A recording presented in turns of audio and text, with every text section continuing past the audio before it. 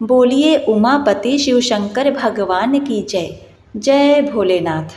प्रिय भक्तगणों, आज शिव महापुराण के 7वें दिन आप श्रवण करेंगे रुद्र संहिता सती खंड की शिव सती वियोग कथा। ब्रह्मा जी कहते हैं कि जब माता सती ने भगवान श्री राम से पूछा कि आपको स्वामी शिव शंकर ने प्रणाम क्यों किया, राम बोले, हे देवी, एक समय बहुत पहले शिव ने अपने लोक में विश्वकर्मा को बुलाकर उसमें एक मनोहर गौशाला बनवाई और उसमें एक मनोहर विस्तृत भवन और एक सिंह सिंहासन तथा सबसे अद्भुत एक दिव्य श्रेष्ठ छत्र भी बनवाया। फिर इंद्र आदि सब देवताओं, शास्त्रों पुत्री सहित ब्रह्मा, मुनियों, देवियों और अप्सराओं को बुलाकर फिर एक उत्तम मुहूर्त देखकर भक्ति से पुनः शंकर जी ने विष्णु को उस श्रेष्ठ सिंहासन पर बिठा बहुत से अलंकार पहनाए और कौतुक तथा मंगल करके उनके सिर पर मुकुट बांधा, उनका अभिषेक किया। फिर भगवान शंकर ने उनकी बड़ी स्तुति की और जगकर्ता ब्रह्मा से कहा कि मेरी आज्ञा से अब सब देवताओं के साथ तुम भी इन्हें प्रणाम करो। और वेद ने जैसे जैसे मेरा वर्णन किया है वैसे ही अब इनका वर्णन करो। शिव जी ने विष्णु जी को उनको वरदान दिया, सभी लोगों का कर्ता भर्ता और संहारता बनाया। उसी समय में भगवान विष्णु ने गोप वेश धारण किया, गोपों गोपियों और गौओं के स्वामी बने। इस समय शिव जी की आज्ञा से उन्होंने 4 अवतार धारण किए। पहला मैं राम, अन्य 3 भरत, लक्ष्मण और शत्रुघ्न। हे देवी, मैं पिता की आज्ञा से लक्ष्मण और सीता सहित वन में आया हूँ। दैववश यहाँ आकर मैं दुखी हो गया। किसी राक्षस ने मेरी पत्नी सीता को चुरा लिया है। आपकी कृपा से मैं उस राक्षस को मार सीता को प्राप्त करूँगा। आज बड़े भाग्य से आप दोनों का दर्शन मुझे प्राप्त हुआ। जिस पर दोनों की कृपा हो वह धन्य है। इस प्रकार बहुत कुछ कहकर सती जी को प्रणाम कर रामचंद्र जी वन में विचरने लगे। सती जी पश्चाताप करती हुई शिव जी के पास लौट आईं। तब उन्हें दुखी देखकर शिव जी ने पूछा, कुशल तो है ना सती? कहिए, आपने किस प्रकार परीक्षा ली? सती ने सिर झुका लिया और कहा, कुछ नहीं। महायोगी शिव ने ध्यान से सती का चरित्र ज्ञात कर लिया। उन्होंने सोचा, अब यदि मैं सती से पूर्वतः स्नेह करूं तो मेरी शुद्ध प्रतिमा भंग हो जाएगी। वेद धर्म के पालक शिव जी ने यह विचार कर सती को मन से त्याग दिया। मार्ग में यह आकाशवाणी हुई, हे महेश्वर, हे महायोगी, आप धन्य हैं। आपके समान तीनों लोकों में ऐसा प्रणपालक कोई नहीं। उन्होंने शिव जी से पूछा, नाथ, आपने कौन सा प्रण किया है? परंतु सती जी के पूछने पर भी शिव जी ने अपना पूर्व प्रतिज्ञा न बतलाया। फिर तो सती जी ने मन में ध्यान करके अपने त्याग की सारी बातें जान ली। शिव जी द्वारा अपना त्याग समझ के उनके मन में बड़ा दुख हुआ।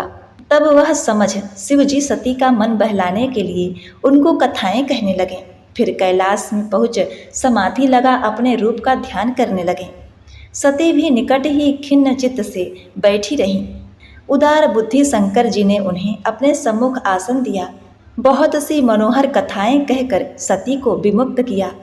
सती के हृदय में पहले ही जैसा सुख हो गया। इस कथा से मूर्ख जन शिव सती का वियोग समझते हैं, परंतु वास्तव में उनका वियोग नहीं हुआ, क्योंकि जो होता है सब उनकी इच्छा से होता है। फिर वियोग कैसा? सती और शंकर का चरित्र कोई नहीं जान सकता। ब्रह्मा जी बोले, पूर्व काल में प्रयाग में एकत्र होकर मुनियों ने एक महान यज्ञ किया। उसमें सपरिवार मैं भी सम्मिलित हुआ। शिव जी भी सती सहित उसमें आए। सबने भक्ति पूर्वक उन्हें प्रणाम कर उनकी स्तुति की। इसी समय प्रजापतियों के स्वामी दक्ष जी भी वहां पहुँचे और उन्होंने केवल मुझे ही प्रणाम किया तथा मेरी आज्ञा से वहां बैठ गए। फिर सबने तेजस्वी दक्ष की बड़ी पूजा की, परंतु परम स्वतंत्र लीला बिहारी महेश्वर अपने आसन पर ही बैठे रहे और उन्होंने दक्ष को प्रणाम नहीं किया। इससे दक्ष को बड़ा क्रोध आया। उन्होंने सभा के मध्य में सबको सुनाते हुए शिव जी को बहुत कुवा के कहा कि हे ब्राह्मणों, देवताओं, तुम सभी सुनो, मैं इसे बहिष्कृत करता हूँ।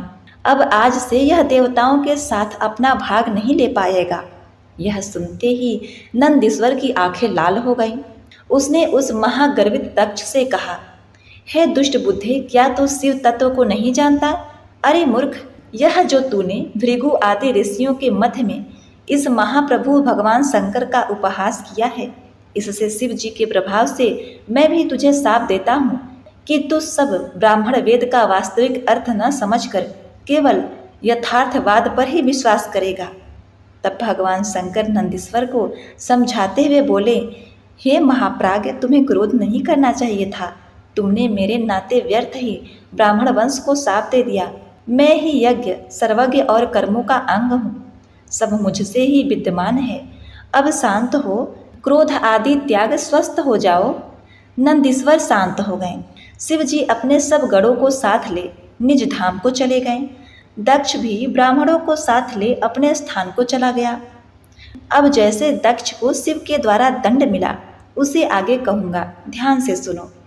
ब्रह्मा जी बोले, हे नारद, इसी बात को लेकर कनखन नामक तीर्थ में प्रजापति दक्ष ने एक बहुत बड़ा यज्ञ किया, जिसमें भृगु आदि तपस्वी को और ऋषिगण को बुलाया। सभी ऋषि मुनि मेरे पुत्र के यज्ञ में आए। मैं भी सपरिवार बैकुंठ से विष्णु जी और अपने पार्षदों और सपरिवार सहित आया। दुरात्मा दक्ष ने उस यज्ञ में शिव जी को नहीं बुलाया। अपनी प्रिय पुत्री सती को भी यह कहकर नहीं बुलाया कि वह कपाली की भार्या है। जब इस प्रकार यज्ञ आरंभ हुआ, तब उसमें भगवान शंकर को न आया देखकर शिव भक्त दधीची ने सब देवताओं और ऋषियों से पूछा, इस महायज्ञ में भगवान शिव क्यों नहीं आए? उनके बिना यह यज्ञ अत्यंत ही शोभित नहीं होता, क्योंकि बड़े बड़े विद्वान भी जिसे सब मंगलों का आगारक मानते हैं, आगार बताते हैं, वे ही पुराण पुरुष नीलकंठ, परेश, वृषम ध्वजा यहाँ नहीं दिखाई देते हैं। हे दक्ष, मैं सत्य कहता हूँ कि जब तक भगवान शंकर यहाँ नहीं आएंगे, तब तक तेरा यज्ञ पूर्ण नहीं होगा। दधीची के ऐसे वाक्य सुनकर मूढ़ बुद्धि दक्ष ने मुस्कुराकर कहा, देवताओं के मूल विष्णु जी तो आ ही गए हैं, फिर शिव की मुझे क्या आवश्यकता? वह इस यज्ञ कर्म के कदापि योग्य नहीं, इसलिए मैंने उन्हें नहीं बुलाया। दक्ष के ऐसा कहने पर दधीची ने सब मुनियों को बताते हुए कहा, तुम चाहे जो कहो, पर भगवान शंकर के बिना तो यह यज्ञ अपूर्ण ही रहेगा और इससे तुम शाप को भी प्राप्त होगे। ऐसा कह दधीची ऋषि उस यज्ञ से अकेले ही निकलकर अपने आश्रम को चले गए। दक्ष हंसने लगा। फिर उसने अन्य मुनियों से कहा, शिव भक्त दधीची गया, यह अच्छा हुआ। विष्णु आदि आप सभी लोग वेद के वक्ता हैं, मेरे यज्ञ को सफल बनाइए। हे मुनीश्वर, यह तो दक्ष साप की कथा मैंने तुमको सुनाई। अब आगे यज्ञ विध्वंस का योग सुनाऊंगा, आदर पूर्वक सुनो। ब्रह्मा जी बोले, जिस समय देवता और ऋषिगण दक्ष के यज्ञ में उत्सव करते हुए जा रहे थे, उस समय सती ने देखा कि रोहिणी सी आज्ञा लेकर चंद्रमा भी दक्ष के यज्ञ में जा रहे हैं। तब सती शिव जी के पास आई। सज्जनों को मान देने वाले भगवान शंकर सती से बोले, सुभे, तुम किस कारणवश इतनी आश्चर्यचकित सी होकर इस समय सभा में आई हो, इसका कारण बताओ। तब सती शीघ्र ही हाथ जोड़कर प्रणाम करती हुई शिव जी से बोली, मैंने सुना है कि मेरे पिता ने एक यज्ञ करवाया है, जहाँ इस समय बड़ा उत्सव हो रहा है। सभी देवता और ऋषिगण उसमें एकत्रित हुए हैं। आप मेरी प्रार्थना से सब काम छोड़कर मेरे साथ पिता के यज्ञ में चलिए। सती के ऐसे वचन सुनकर शिव जी इस प्रकार प्रिय वचनों में बोले, हे देवी, तुम्हारे पिता दक्ष मुझसे विशेष प्रेम नहीं रखते, इस कारण उन्होंने मुझे निमंत्रण नहीं दिया है, और जो बिना बुलाए दूसरों के घर जाते हैं, वे मरण से भी अधिक अपमान पाते हैं। इस कारण हमें और तुम्हें दक्ष के यज्ञ में नहीं जाना चाहिए। यह सुनकर सती जी क्रुद्ध हो गईं और शिव जी से बोली, हे शंभु, आप तो वही सर्वेश्वर हैं जिनसे कि यज्ञ सफल होता है, परंतु इस पर मेरे दुष्ट पिता ने आपको नहीं बुलाया। एतएव मैं दुरात्मा अपने पिता और यज्ञ में आए दुरात्मा देवताओं और ऋषियों का यह अभिप्राय जानना चाहती हूँ कि उन्होंने ऐसा क्यों किया। हे नाथ, आपके लिए मैं अपने पिता के यज्ञ में जाती हूँ। हे महेश्वर, आप मुझे उनकी आज्ञा दीजिए। सती जी का यह विचार देख सर्वज्ञ शंकर जी बोले, हे देवी, यदि तुम्हारी वहाँ जाने की इच्छा हो ही रही है तो मैं तुम्हें आज्ञा देता हूँ कि तुम अपने पिता के यज्ञ में जाओ। शिव जी ने 60,000 रुद्रगणों को उनके पास भेज दिया। वे कौतूहल करते हुए सती के साथ चले। उनके मुख से निकलते हुए आनंदित शब्दों से तीनों लोक व्याप्त हो गए। जब सती वहां पहुंची जहां विशाल यज्ञ हो रहा था और जहां देवता, असुर और मुनि आदि कौतूहल कर रहे थे, तब सती को आते हुए देखकर उनकी माता अश्विनी तथा बहनों ने यथोचित सत्कार किया, परंतु दक्ष तथा उनके अनुयायियों ने कुछ भी आदर नहीं किया। उन्होंने यज्ञ में विष्णु आदि सब देवताओं का पृथक पृथक भाग देखा, परंतु शंभु का भाग नहीं देखा। इससे सती को बड़ा क्रोध आया। फिर तो वह सभी को क्रूर दृष्टि से देखते हुए बोली, हे पिता, आपने भगवान शंकर को क्यों नहीं बुलाया? वे तो स्वयं यज्ञ स्वरूप हैं, यज्ञांग और यज्ञों के दक्षिणा स्वरूप हैं। बिना उनके आए आप इस यज्ञ का संपादन ही कैसे कर पाएंगे? आपकी बुद्धि भ्रष्ट हो गई है। फिर ये ब्रह्मा, विष्णु आदि देवता और मुनीश्वर भी बिना शिव जी के तुम्हारे यज्ञ में सम्मिलित होने कैसे चले आए? विष्णु जी सती के वचन सुन भय से व्याकुल हो मौन हो गए। तब दक्ष अपनी पुत्री के ये वचन सुनकर क्रुद्ध हो उसे वक्र दृष्टि से देखते हुए बोले, हे भद्रे, तू यहाँ चली क्यों आई? तेरा पति तो भूत प्रेतों का राजा है। वो वेद बहिष्कृत, अकुलीन और अमांगलिक है। इस कारण तेरे कुवेशधारी पति शिव को मैंने यज्ञ में नहीं बुलाया। यह दक्ष के इन वाक्यों से सती अत्यंत रुष्ट होकर बोली, हे पिता, जो शिव जी की निंदा करता एवं सुनता है वे दोनों ही नरकगामी होते हैं। अपने स्वामी का अपमान सुन मेरे जीने से क्या लाभ होगा? एतएव मैं अग्नि में प्रवेश कर इस शरीर का त्याग कर दूंगी।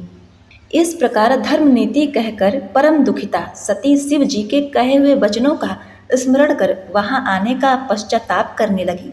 फिर क्रोधावश निशंक हो दक्ष तथा विष्णु आदि सभी देवताओं और मुनियों को सुनाती हुई अपने पिता से कहने लगी, हे पिताजी, निश्चय ही तुम शिव जी के घोर निंदक हो। इससे तुम इस लोक में महादुख भोग कर अंत में नरकगामी होगे। हे दुर्बुद्धे पिताजी, तुम बड़े ही दुर्बुद्धि तथा दुष्ट हो। एतएव तुमसे उत्पन्न यह देह मेरे किसी काम का नहीं है। अब मैं इस देह को त्याग कर सुखी हो जाऊंगी। देवताओं और मुनियों, तुम सब लोग मेरे इस वचन को सुनो। तुम लोगों ने यह कार्य सर्वथा ही अनुचित किया है। तुम्हें इसका दंड भी शीघ्र ही मिलेगा। यह कहकर सती जी मौन हो गईं और मन में प्राण प्रिय शंकर जी का ध्यान करने लगी। नारद जी बोले, हे ब्रह्मा, जब सती जी ऐसा कहकर मौन हो गईं तब क्या हुआ, वह भी मुझे सुनाइए। ब्रह्मा जी बोले, जब सती अपने पति शंकर का स्मरण कर मौन हो गईं तब शांत चित्त होकर योगाग्नि द्वारा शीघ्र ही उन्होंने अपने शरीर को भस्म कर डाला। फिर तो आकाश और भूमि पर देवताओं और मुनियों को भयभीत करने वाला अद्भुत हाहाकार मच गया। उधर सती को प्राण छोड़ते और लोगों से यह कहते हुए सुनकर शिव जी के गढ़ हाथ में शस्त्र लेकर उठ खड़े हुए और सब दिशाओं में प्रलय मचाने लगे। कोई कोई शोक से व्याकुल हो अपने ही अंगों को भेदने लगे। सती के साथ 60,000 में से 20,000 शिव के गढ़ स्वयं ही खुद से कातर हो नष्ट हो गए। फिर जो मरने के बाद बच गए थे वे क्रुद्ध हो शस्त्र उठा दक्ष को मारने दौड़े।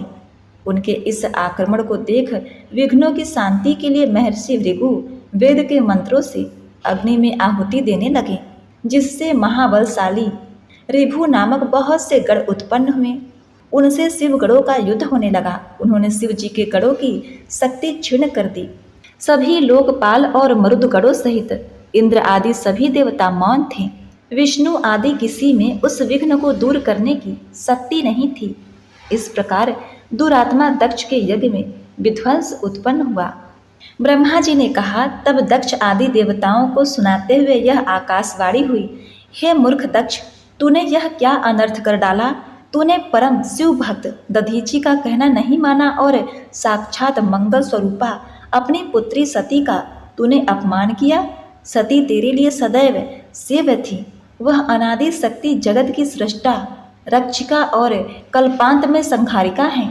इसी कारण भगवान शंकर सबके स्वामी और सब देवों के कल्याण करता है, जिनके दर्शन मात्र से सब यज्ञों का फल प्राप्त हो जाता है। सर्वेश्वर शिव के विमुख होने पर कोई भी देवता तेरी सहायता करने योग्य नहीं है।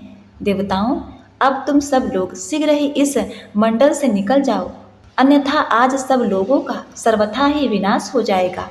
नारद जी बोले, हे ब्रह्मा जी, उस आकाशवाणी को सुनकर दक्ष तथा अन्यों ने क्या किया, अब वह मुझे सुनाइए। ब्रह्मा जी ने कहा, उस वाणी को सुनकर सभी देवता और मुनि आश्चर्य करने लगे और शिव जी की माया से किसी के मुख से एक शब्द भी नहीं निकला। इधर भृगु के मंत्रों से भृगु गणों द्वारा भगाए गए शिव जी के गण शिव जी की शरण में गए और सती के सहित और सती के शरीर त्याग आदि का सारा वृत्तांत कह सुनाया। यह सुनकर महाप्रभु शंकर जी ने संपूर्ण समाचार जानने के लिए नारद जी का स्मरण किया। हे नारद, तब तुम शीघ्र ही वहां पहुँचे। तुमने शीघ्र ही यह सब वृत्तांत कह सुनाया जो कि दक्ष के यज्ञ में हुआ था। उसे सुनकर पराक्रमी शिव जी के क्रोध का अंत न रहा। लोक संहारिक शंकर जी ने अपनी एक जटा उखाड़कर उसे एक पर्वत पर दे मारा, जिससे उसके दो खंड हो गए और महाप्रलय के समान एक भयंकर शब्द के साथ महाबली वीरभद्र उत्पन्न हो गए। फिर जटा के दूसरे भाग से अत्यंत भयंकर और करोड़ों भूतों से घिरी हुई महाकाली उत्पन्न हुई। इस प्रकार दोनों ही अपने तेज से प्रज्वलित होने लगे। तदनंतर महाबली वीरभद्र ने शिव जी को प्रणाम कर हाथ जोड़ निवेदन किया कि हे प्रभु, मैं क्या करूं, मुझे शीघ्र आज्ञा दीजिए। यह सुनकर भगवान शिव किंचित संतुष्ट हुए और वीरभद्र को आशीर्वाद देकर बोले, हे तात वीरभद्र, ब्रह्मा का पुत्र दुष्ट दक्ष एक यज्ञ कर रहा है जो बड़ा अहंकारी और विशेषकर मेरा विरोधी है। तुम जाकर उसके यज्ञ को विध्वंस कर दो और देवता यक्ष गंधर्व जो कोई वहां हो उन सबको आज भस्म कर डालो तथा ब्रह्मा विष्णु इंद्र यम कोई भी ना बचने पाए। हे वीर, दक्ष को तो उनकी पत्नी और बांधवों सहित जलाकर पुनः तिल मिलाकर तिलांजलि दे आना। वीरभद्र से ऐसा कहकर क्रोध से आंखें लाल किए शंकर भगवान मौन हो गए। ब्रह्मा जी बोले, जब शिव जी को प्रणाम कर वीरभद्र दक्ष का यह यज्ञ विध्वंस करने चला, शिव जी ने प्रलय कांति के समान और भी करोड़ों गणों को उनके साथ कर दिया। वीरभद्र शिव जी का ही रूप धारण कर ऐसे रथ पर चढ़कर चले जो 400 हाथ लंबा था, जिसे 10,000 सिंह वाहन कर रहे थे एवं बहुत से सिंह और हाथी आदि उनके सहस्त्रों पार्षद रक्षक थे।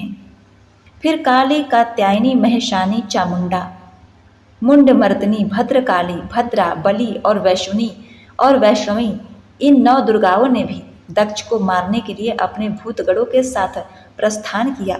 अनेकों प्रकार के बाजे बज रहे थे। इस प्रकार वीरभद्र की यात्रा में अनेकों प्रकार के शुभ सगुन हुए। ब्रह्मा जी बोले, उधर दक्ष तथा देवताओं को अपशगुन हुआ। वीरभद्र के चलते ही दक्ष आदि को यज्ञ के विध्वंस सूचक 3 प्रकार के उत्पात हुए। दक्ष की बाईं आंख, भुजा तथा जांघ फड़कने लगी। पृथ्वी में भूकंप आए, दिशाएं मलिन हो गई, सूर्य में काले दाग दिखाई पड़ने लगे, बिजली और अग्नि के समान नक्षत्र गिरने लगे, प्रचंड आंधी आई, दक्ष आदि बार बार रुधिर बमन करने लगे, आकाश से रक्त वर्षा होने लगी, दिशाओं में अंधकार व्याप्त हो गया, दिग्धदाह होने लगा। विष्णु आदि को भी अत्यंत भय उत्पन्न हुआ। उसी समय पर आकाशवाणी हुई कि हे दक्ष, तुझे धिक्कार है, तू बड़ा पापी और मूर्ख है। अब तुझे शिव जी द्वारा अवश्य ही महादुख प्राप्त होगा कि तेरे कारण आज यहाँ उपस्थित सब देवताओं को भी महान दुख प्राप्त होगा। इस कारण आकाशवाणी सुन तथा अपशगुनों को देख दक्ष बड़ा ही दुखित हुआ और डरता कांपता शिव जी की शरण में जाकर उनकी स्तुति करते हुए बोला। दक्ष बोला, हे विष्णु जी, मैं बड़ा भयभीत हूँ, मेरी रक्षा कीजिए। आप तो यज्ञ स्वरूप हैं, अतः हे प्रभु, जैसे भी हो मेरे इस यज्ञ की रक्षा कीजिए। उसे उठाते ही विष्णु जी समझाने लगे, हे दक्ष, तुमने शिव जी को क्यों भुला दिया? सर्वेश्वर महाशिव जी की अवज्ञा का ही यह फल है जो कि तुम्हारा कार्य विफल हो रहा है, तुम्हारी ही दुर्नीति से आज हम सबका प्रभाव क्षीण हो गया है। ब्रह्मा जी कहते हैं कि विष्णु भगवान के यह वचन सुनकर दक्ष का मुख सूख गया। इसी समय अपनी सेना लिए शिव जी द्वारा भेजे हुए वीरभद्र उस यज्ञ में आ पहुँचे, जिनके पराक्रमी असंख्य सूरवीरों से यज्ञ स्थल को कौन कहे दिशाओं सहित आकाश मंडन व्याप्त हो गया। दक्ष अपने मुख से रुधिर बमन करने लगा और अपनी पत्नी सहित विष्णु जी से बोला, हे विष्णु जी, मुझे आपका ही भरोसा है। आप ही यज्ञों के प्रतिपालक और वेद धर्म के अधिष्ठान है। हे स्वामी, आप मेरे इस यज्ञ की रक्षा कीजिए। ब्रह्मा जी कहते हैं, तब विष्णु जी दक्ष को फिर से शिव तत्व समझाते हुए बोले, हे दक्ष, मैं तुम्हारे यज्ञ की रक्षा अवश्य करूँगा, क्योंकि धर्म पालन करने के लिए मैं सत्य प्रतिज्ञ हूँ। परंतु शंकर जी की आज्ञा का उल्लंघन कर मैं जो तुम्हारे यज्ञ में आया हूँ, इससे मुझे घोर दुख उठाना पड़ेगा और आज इसे रोकने की मुझ में भी शक्ति नहीं है। सुदर्शन चक्र का भी इस पर कोई प्रभाव नहीं पड़ेगा। वीरभद्र के शस्त्रों की गति रुक नहीं सकती तथा शिव जी के जितने भी गढ़ हैं उन सब की भी उतनी ही शक्ति है।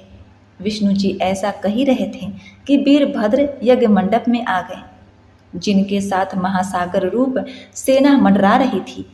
ब्रह्मा जी बोले, उस समय इंद्र विष्णु जी का परिहास करते हुए अपनी प्रशंसा करने लगा और देवताओं सहित हाथ में वज्र लेकर वीरभद्र से युद्ध करने को आगे बढ़ा। तब यह देखकर वीरभद्र को बड़ा क्रोध आया।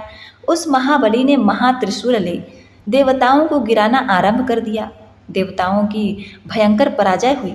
वीरभद्र ने इंद्र आदि देवताओं से कहा, हे मूर्खों, तुम लोग इस यज्ञ में क्यों आए हो? अब तुम सब मेरे पास आओ, मैं तुम्हें इसका फल दूं। आज मैं तुम्हें इसका ऐसा फल दूंगा जिससे तुम सर्वदा के लिए तृप्त हो जाओगे। ऐसा कहकर गणों का सेनापति वीरभद्र अपने तीक्ष्ण बाणों से उन देवताओं को छेदने लगा, जिसकी भयानक मार से सब देवता भाग गए। वे विष्णु जी के पास पहुँचे और कहा, हे रमानाथ, जैसे भी हो इस यज्ञ की रक्षा कीजिए।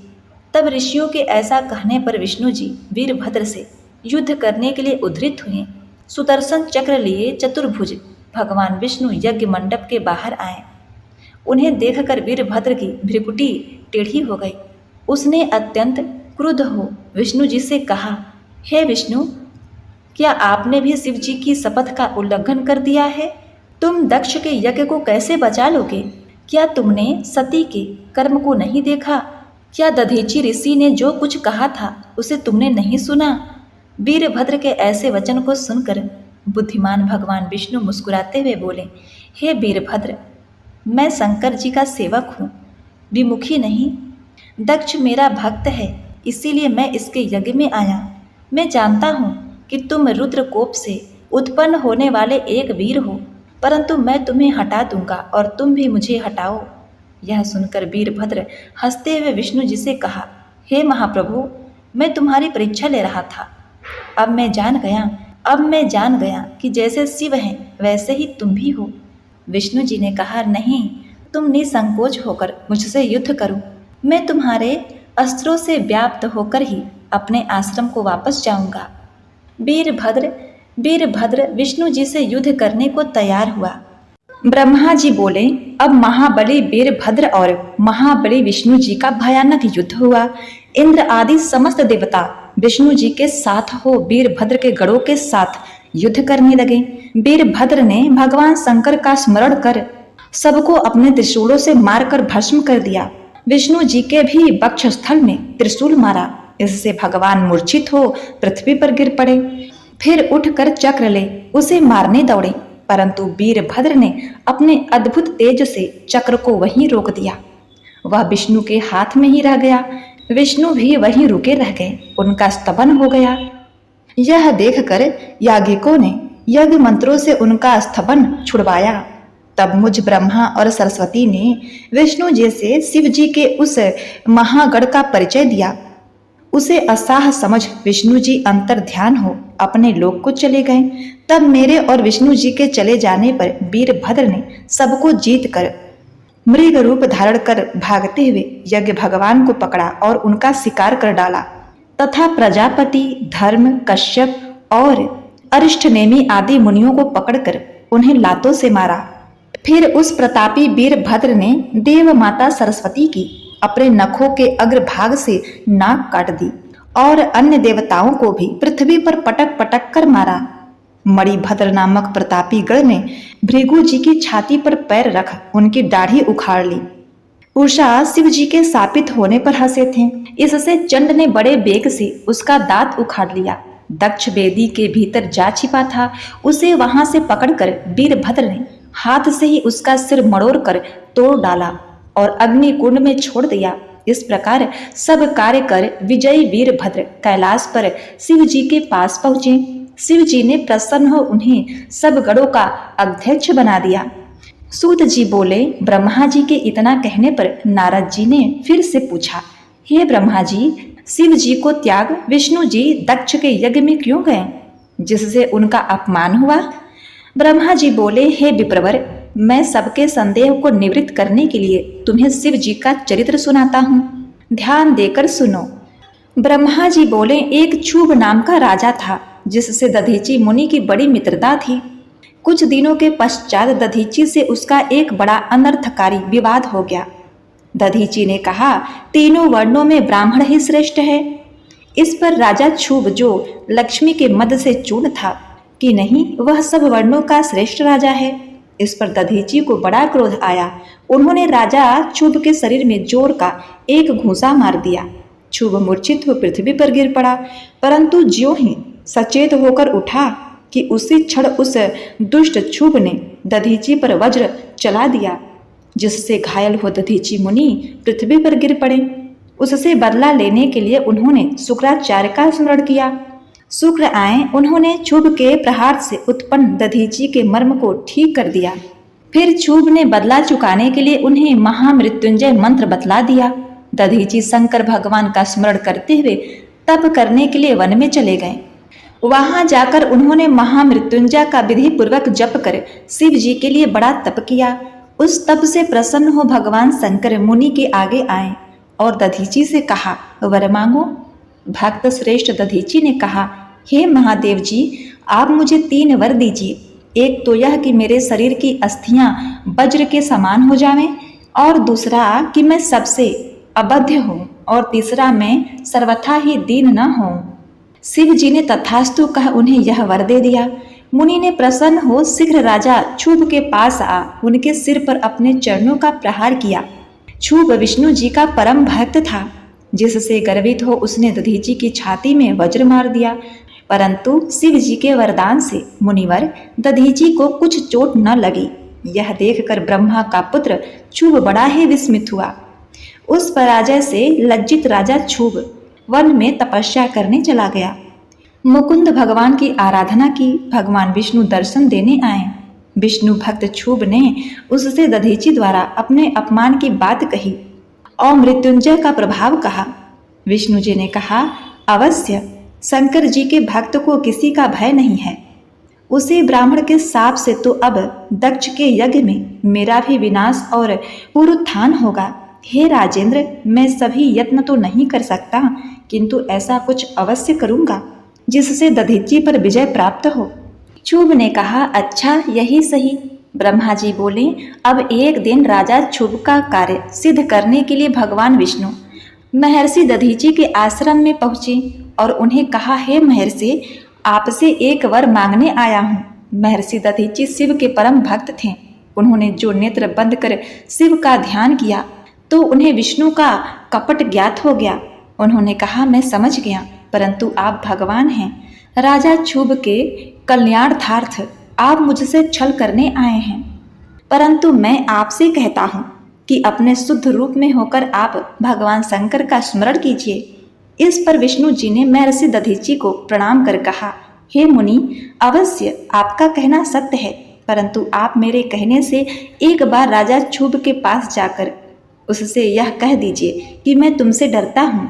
विष्णु जी की ऐसी बात सुन शैव श्रेष्ठी दधीचि जी ने हंसते हुए कहा, मैं शिव जी के प्रभाव से कभी किसी से तो नहीं डरता हूँ, फिर उससे क्या कहने जाऊं।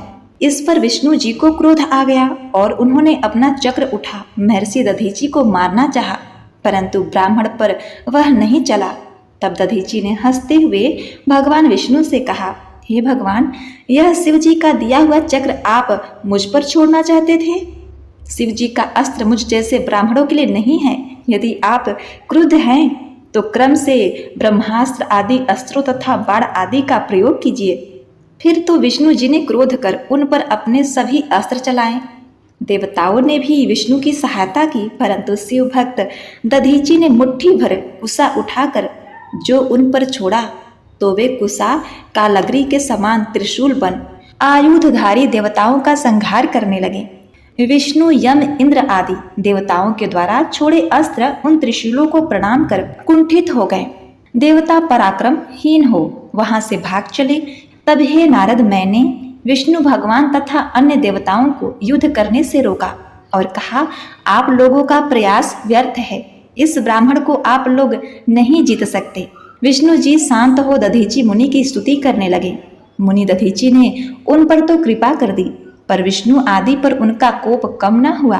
उन्होंने अपने हृदय में भगवान शंकर का स्मरण कर विष्णु सहित सब देवताओं को श्राप दे दिया कि समय आने पर तुम लोग रुद्र की कोपाग्नि से भस्म हो जाओगे।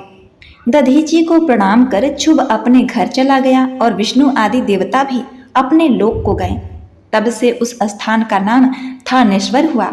वहां जाकर जो भगवान शंकर का दर्शन करता है उसे राजयु मुक्ति प्राप्त होती है। नारद जी बोले, हे महाभागा, अब आप मुझे वह चरित्र सुनाइए जबकि महावीर वीरभद्र दक्ष का यज्ञ विध्वंस कर कैलाश को गए तब क्या हुआ? ब्रह्मा बोले, जब देवताओं ने मुझसे जाकर दक्ष यज्ञ विध्वंस का समाचार कहकर दक्ष का मारा जाना आदि समाचार दिया तो मैं सोचने लगा कि अब देवताओं को सुखी बनाने के लिए क्या करूं और दक्ष भी जीवित हो जाए तथा उसका यज्ञ भी पूर्ण हो। तब मैं विष्णु जी के पास वैकुंठ लोक पहुंचा और विष्णु जी की जब स्तुति की तो उन्होंने मुझसे कहा कि दक्ष ने अपने यज्ञ में शिव जी को भाग नहीं दिया था, जिसके लिए हम सभी देवता शिव जी के अपराधी हैं। अतएव अब हम सभी देवता शिव जी की शरण में जाकर उन्हें प्रसन्न करें। ऐसा कह विष्णु जी मेरे साथ कैलाश चलने को उद्यत हुए। हम लोग उस विशाल वट वृक्ष के पास पहुँचे जहाँ दिव्य ज्योतियों से सेवित श्रेष्ठ शिव जी विराजमान थे। तब उनके निकट पहुँच विष्णु आदि समस्त देवताओं ने बार बार नमस्कार कर उनकी विभूतियों और नामों सहित स्तुति की और कहा, हे दयासागर महेश्वर, हे परमेश्वर, आपकी कृपा के बिना हम सब नष्ट भ्रष्ट हो गए हैं। हे नाथ, आप प्रसन्न होकर दक्ष के असमाप्त यज्ञ का शीघ्र ही उद्धार करें। आपकी कृपा से इन देवताओं को आरोग्यता का लाभ हो। हम लोग इस अभिष्ट यज्ञ कर्म में आपका भाग देंगे, इसलिए इस यज्ञ को फिर से रचना चाहते हैं।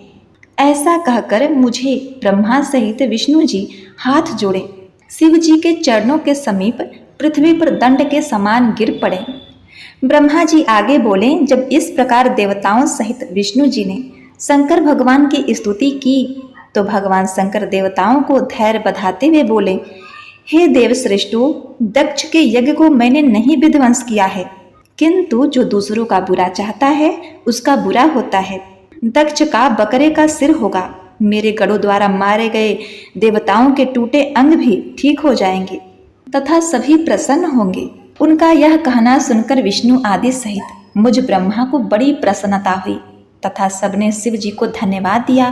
फिर देवर्षियों सहित शिव जी यज्ञ के उसी स्थान पर आए जहाँ दक्ष ने यज्ञ आरंभ किया था।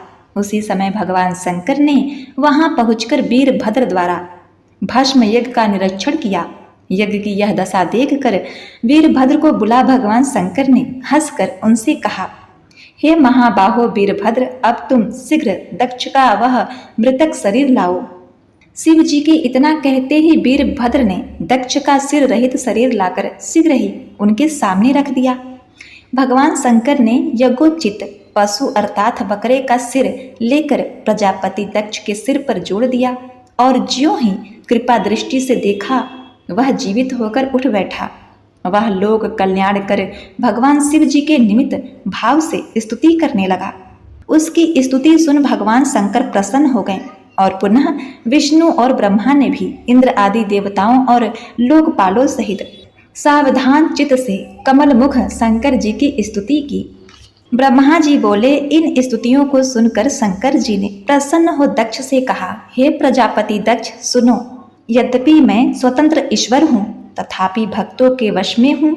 मैं शंकर की संपूर्ण जगत का दृष्टा हूँ। मैं ही जगत की उत्पत्ति, स्थिति और संहार करता हूँ और क्रिया के अनुसार विभिन्न नामों को धारण करता हूँ। विष्णु भक्त का अर्थ यह नहीं कि वह मेरी निंदा करे। मेरा भी भक्त विष्णु की निंदा नहीं कर सकता। यदि ऐसा करेगा तो हम दोनों के साप से उसे तत्व की प्राप्ति नहीं हो सकती। इस प्रकार शंकर जी के सुखकारक वचनों से वहां स्थित देवता मुनि सभी प्रसन्न हो गए। दक्ष बड़े प्रेम से शिव जी की भक्ति करने लगा। शिव जी की कृपा से उसने अपना यज्ञ पूर्ण किया। सब देवता और ऋषि आदि भगवान शंकर का यश गाते हुए अपने धाम गए। मैं और विष्णु भी मंगलदायक उनके नामों का उच्चारण करते हुए अपने लोक को चले गए। इस चरित्र को पढ़ने सुनने वाला ज्ञानी हो उत्तम सुख और दिव्य गति को प्राप्त होता है। इस प्रकार दक्ष पुत्री सती देवी अपना शरीर त्याग कर हिमालय की पत्नी मैना के गर्भ से उत्पन्न हुई और महातप कर शिव जी को प्राप्त किया। उन गौरी ने अर्धवामांगी कहला विचित्र लीलाएं की। यह सती चरित्र अद्भुत, भक्ति मुक्तिदायक और समस्त कामनाओं को देने वाला है। जो इसे भक्ति पूर्वक सुनता और दूसरों को सुनाता है उसके सब मनोरथ पूर्ण होते हैं और उसे परम गति मोक्ष की प्राप्ति होती है। तो बोलिए उमापति शिव शंकर भगवान की जय। ओम नमः शिवाय। प्रिय भक्तगणों, इस प्रकार से शिव महापुराण के रुद्र संहिता सती खंड का अध्याय समाप्त होता है। उम्मीद करती हूँ आप हमारे द्वारा सुनाई गई कथाओं को रोज नित्य नियम से सुनते हैं और आगे भी श्रवण करेंगे। आपका जीवन मंगलदायक हो, इसी कामना के साथ आपसे विदा लेते हैं। मिलते हैं नेक्स्ट वीडियो में। तब तक के लिए नमस्कार।